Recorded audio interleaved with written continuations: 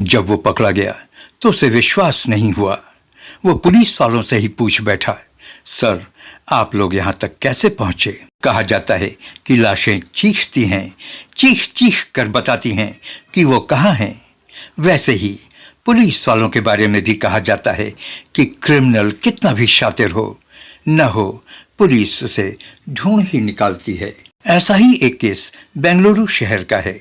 Crime करने वाला व्यक्ति केरला का रहने वाला था। अहमदाबाद में जाकर बस गया था, फिर दिल्ली भागा और वहां से वो बेंगलुरु शहर पहुंचा। लंबे 15 साल गुजर गए, लेकिन पुलिस बेंगलुरु भी पहुंच गई। आप सलाम हिंदुस्तान देख रहे हैं। 2003 की बात है। उस दिन वैलेंटाइन डे था, प्यार करने का दिन। अहमदाबाद में एक कपल रहता था।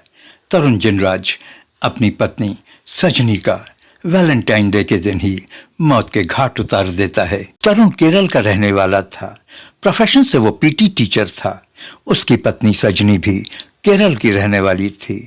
कुछ रिश्तेदारों के सहयोग से इनकी अरेंज्ड मैरिज हुई थी, लेकिन तरुण अपनी पत्नी से शायद खुश नहीं रहता था। तरुण की एक गर्लफ्रेंड भी थी। शायद तरुण अपनी गर्लफ्रेंड से शादी करना चाहता था। एक दिन अहमदाबाद के बोपल इलाके में एक बिल्डिंग के तीसरे मंजिल से किसी शख्स के जोर जोर से रोने की आवाज आती है। बिल्डिंग के लोग उस फ्लैट पर पहुंचते हैं। पूरे फ्लैट में सामान बिखरा पड़ा था। सजनी तरुण की पत्नी फर्श पर मृत पड़ी हुई थी और तरुण दहाड़े मार मार कर रो रहा था। क्या वहां पर उस फ्लैट में डकैती पड़ी थी? लग तो ऐसा ही रहा था। बिल्डिंग के किसी व्यक्ति ने इसकी सूचना पुलिस को दी। पुलिस तरुण के यहाँ पहुंचकर सजनी के मर्डर के बारे में पूछताछ करना शुरू किया, लेकिन तरुण अपने पत्नी की मौत पर दहाड़े मार मार कर रो रहा था।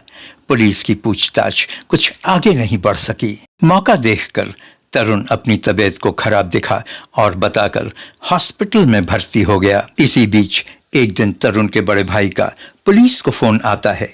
उन्होंने बताया कि तरुण हॉस्पिटल से अचानक बिना किसी को बताए गायब हो गया है। पुलिस महकमे में तहलका मच गया।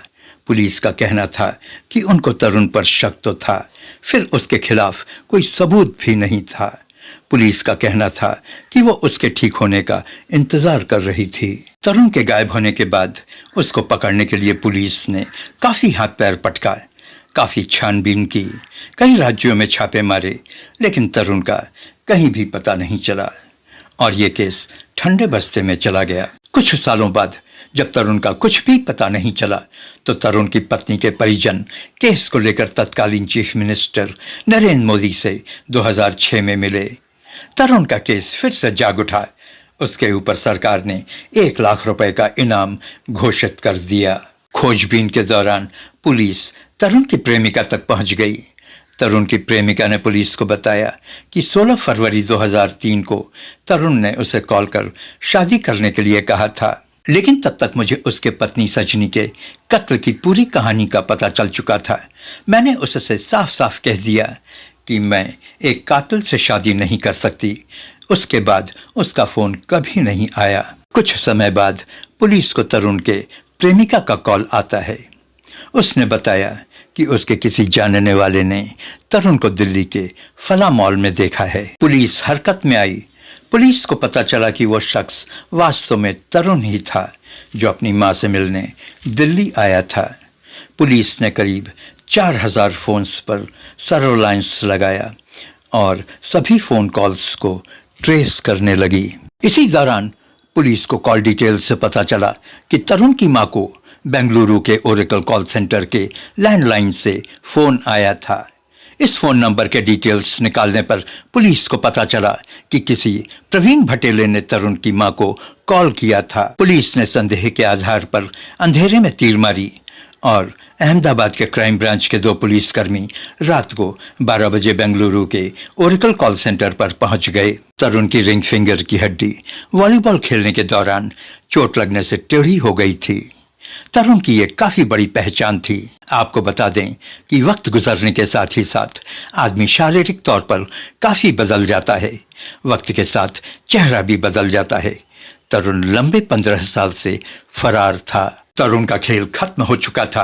प्रवीण भटेले के सर्टिफिकेट्स और नाम पर ओरेकल कॉल सेंटर में नौकरी कर रहा था। प्रवीण भटेले मध्य प्रदेश में रहने वाला उसका एक दोस्त था, जिसका आधार कार्ड से लेकर सभी एजुकेशनल सर्टिफिकेट्स उसने चोरी कर लिया था। तरुण आजकल अहमदाबाद के एक जेल में बंद सजा काट रहा है।